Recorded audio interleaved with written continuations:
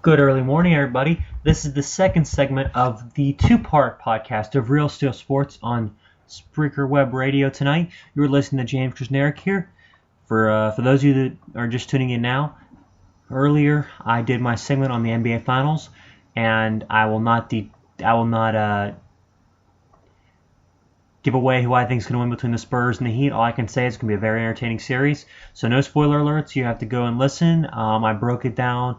And I will be telling nothing more about it because I want you to listen, and I think you guys will like what I have to say. But the thing is this series is going to be just as interesting because you've got two teams. For one, this is a little different because San Antonio and Miami are not that far apart. LA and New York are pretty far apart if you're talking about it, because we've got the two combatants, the Kings and the Rangers, who have taken some pretty different roads to get here. I mean, you look at the Kings. 7 games over the Flyers, and they beat the Penguins in 7, so yeah, it took them a couple tough series, and then more or less a pretty thorough whitewashing of the Montreal Canadiens. And then you look at the Kings, facing elimination countless times against the Sharks, against the Ducks, and then against the defending champion Blackhawks. It's just, this team was so resilient. Both teams are resilient. In fact, the theme for last year really with high-profile players and scoring, because you look at the Bruins and the Blackhawks, two teams with high-profile players that score a lot. This year, you look at heroes for the playoffs, such as Anze Kopitar for the Kings, Marian Gaborik. You look at other guys that have been heroes, like particularly for the Rangers, such as Derek Stepan, Ryan McDonough, Brad Richards. List goes on and on. Unsung heroes for both teams. Now, starting off with the Kings, they're obviously my second favorite team besides the Pittsburgh Penguins, but they had to fight like hell to get here. And the thing was, all 3 of their Game 7s were on the road. On the road. 3 straight Game 7s. All wins. That has to be an impressive playoff run as any coach has ever coached his team through. We look at all the great coaches in all sports, and sometimes we give nods to coaches who take teams from the bottom and take them to great heights.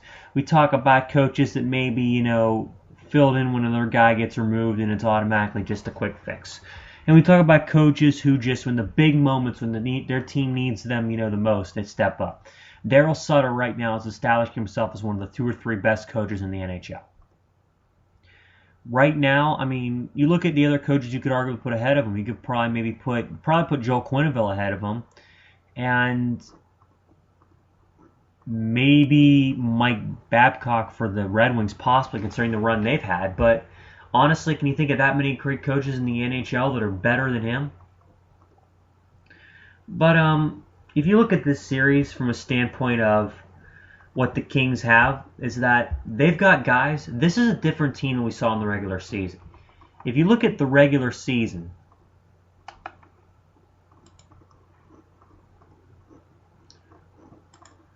statistically, the LA Kings were not a very high-scoring team. They were 25th in goals scored, just over 200 at 206. But in terms of goals allowed, 174 goals allowed, best defense in the National Hockey League. Again, you look at the Rangers and the Kings, 2 teams with not that much offense. Good bit of defense, that's all it takes. Now you factor in the goaltending, and this is a matchup of probably the 2 best goaltenders in the sport, Henrik Lundqvist and Jonathan Quick. Now Jonathan Quick has not been,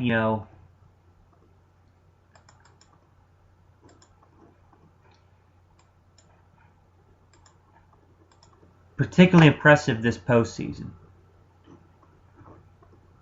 His goals against average is almost 3, which is much higher than Lundqvist. His save percentage average is over 20 points lower than Lundqvist.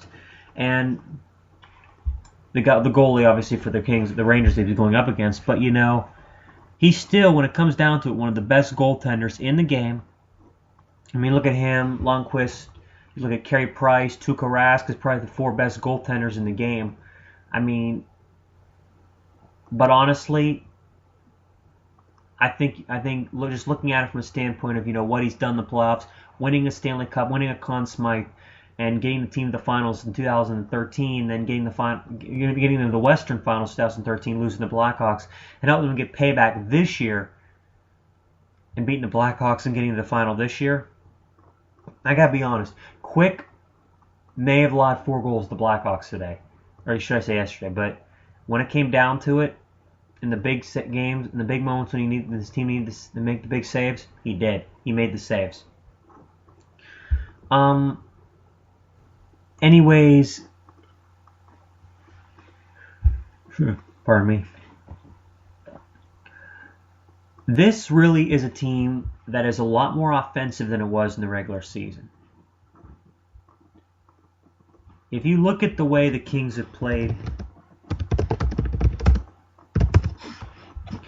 so far this postseason,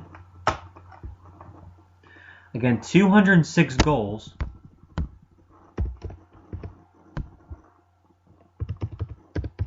Regular season, 2.5 per game, just over 2.5 per game.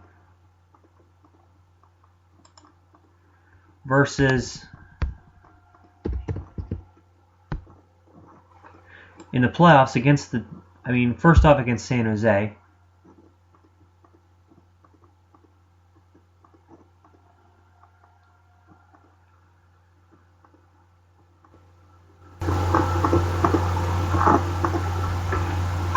It scored 26 goals against the Sharks.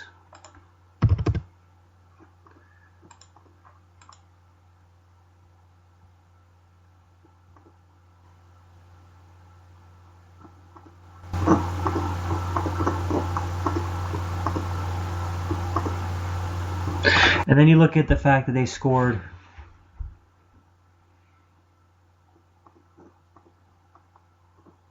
Sorry, I'm taking a while to actually calculate this out to prove they're being more offensive. 6 plus 2 plus 3 is...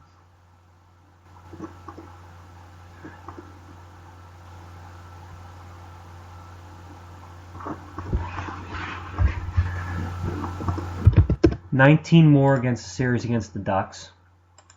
And a lot of scoring against the Blackhawks. 1, 7.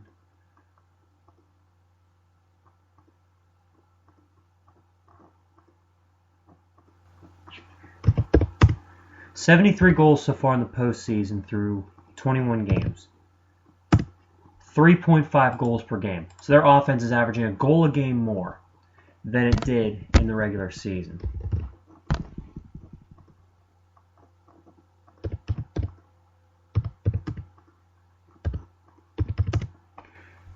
If anything, if they average this in the regular season, their output would be up there with the best offenses like the Blackhawks, and the Penguins. But regardless, get back to the point here.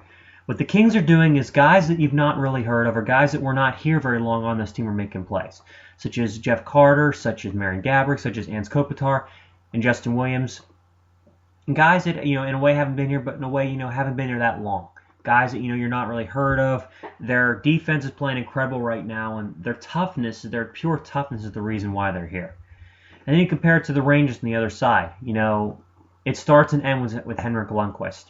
Ever since, Game 5 of the series against the Penguins, he's been absolutely dialed in. Yes, he got pulled in Game 5 against the Canadiens, but look, everyone has a bad game once in a while. No one's perfect. But Henrik Lundqvist played damn good at perfect as a goaltender can the last 2 series. Or at least the second half of the Penn series. And most of the series against the Canadiens. His best goals against average in the playoffs. Tie with Quick for the most wins in the playoffs.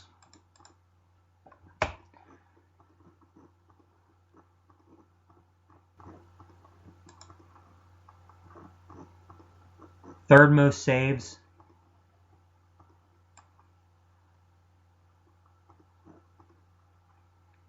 He's had a shutout. He's just been very impressive and dialed in. And you look at the other teammates around him. If you look at all the things that have happened to the Kings this year, I said it in several of my previous segments. The best thing that happened to the Rangers this year, I meant Rangers when I said Kings, my apology. The Rangers was getting Martin St. Louis.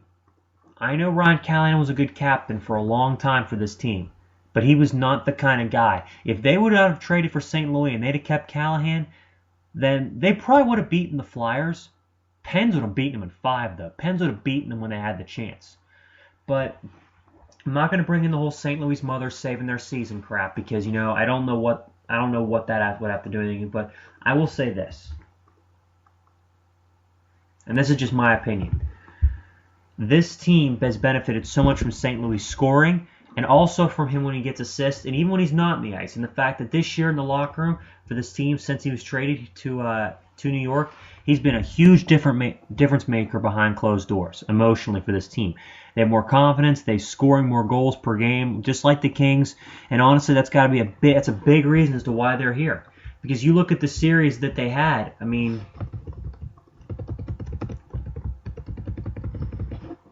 to get here so far.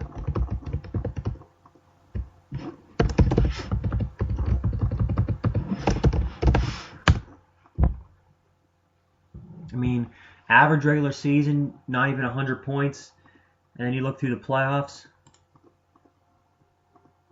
Series against Philly was a tough one. The series against the Pens, they trailed 3-1 and then came back and allowed 3 goals the final 3 games. Lundqvist playing well. And then against the Canadiens, blowing them out in the first 2 games. Yeah, the Canadiens may have taken games 3 and games 5, but they were never really in that series. Guys like Zuccarello, guys like Richards, guys like, St. Louis. Big difference makers for this hockey team and that they're playing so much better this year. They really, really are. And that's the real reason why they're here is that, they're playing smarter. They're playing very good defense. And you look at the teams they've gone against. Philly and Pittsburgh, great offenses. And you look at the Canadiens, great defense. So they've played it all. They deserve to be here.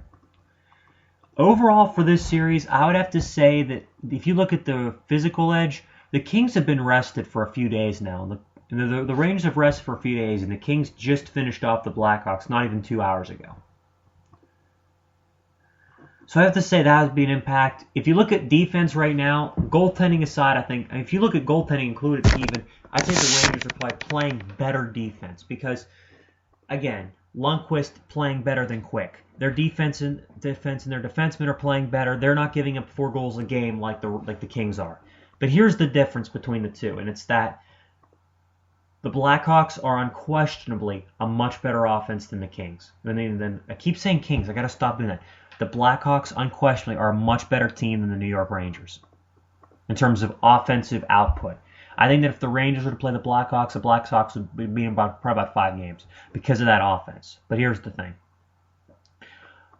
Because of the way they match up, the Tays and Kane and Saad and Hossa would tear that defense to shreds. But my point is this.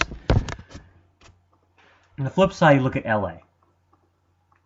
A team with a team this year that in the postseason, their defense has not been quite as good, but their offense has been much better. And if you look at the teams that they've gone against this year, you can't say, their defense has automatically gotten that much worse. It's not. Look at the teams they played. The Ducks, the Sharks, and the Blackhawks. 3 teams that can score some more, and score again on top of that. You're going against guys like Joe Thornton, and you're going against guys like, Getzlaf and Perry, and then you got Kane and Tays. You're going to give up some goals.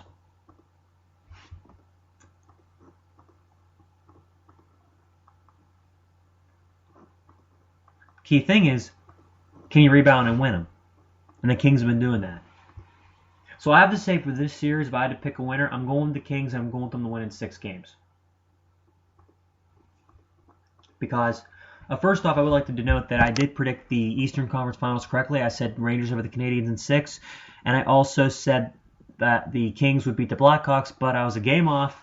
If they would have finished them off in LA a couple nights ago, then I would be saying that I got all 4 series right by saying the teams that won would win in 6 games. So, damn it, LA, but I can't hold against them. I say Kings win this series in 6 because the Rangers are playing a team that is scoring better than the Canadiens. that honestly is scoring as a more complete unit than the Penguins, and I never thought I'd say that about the LA Kings.